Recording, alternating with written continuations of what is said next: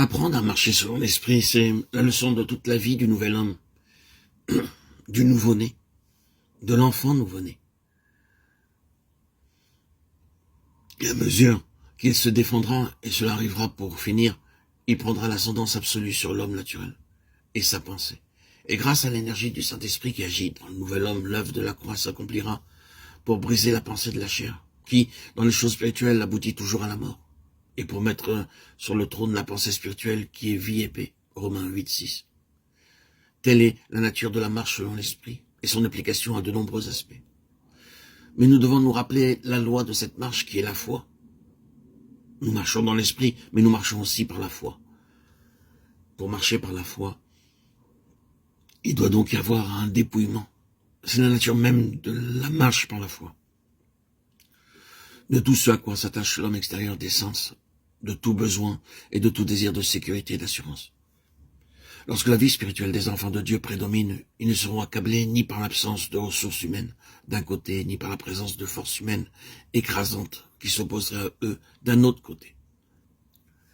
Cela est apparent dans leur histoire telle qu'elle nous est montrée dans les Saintes Écritures. Mais il est aussi vrai que lorsque la vie spirituelle est faible, non développée ou en déclin, ils chercheront autour d'eux quelques ressources tangibles et visibles, à laquelle ils pourront s'attacher. L'Égypte remplacera toujours Dieu partout où la vie spirituelle est faible. Croire aux directions intuitives du Saint-Esprit dans notre esprit et mettre notre confiance en elle, alors même qu'elles sont si différentes des voies des hommes, et alors même qu'elles nous amèneraient dans un Canaan rempli d'idolâtrie et où règne une grande famine.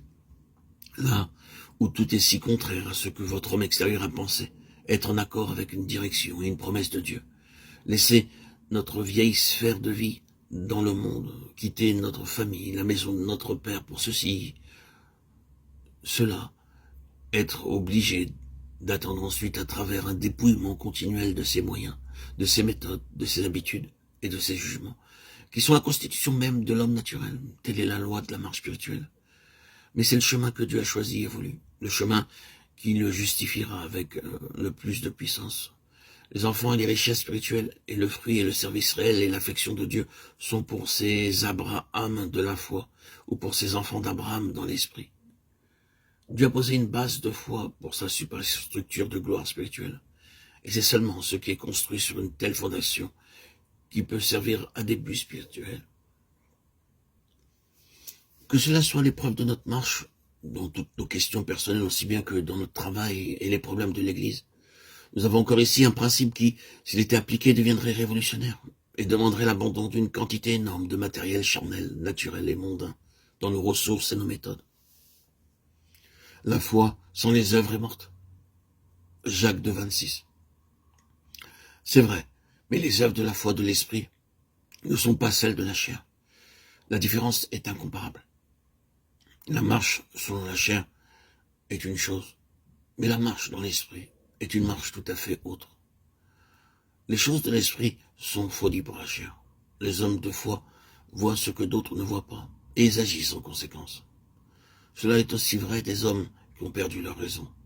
On les confond fréquemment, et les enfants de la chair regardent comme insensés ou aliénés les enfants de l'esprit.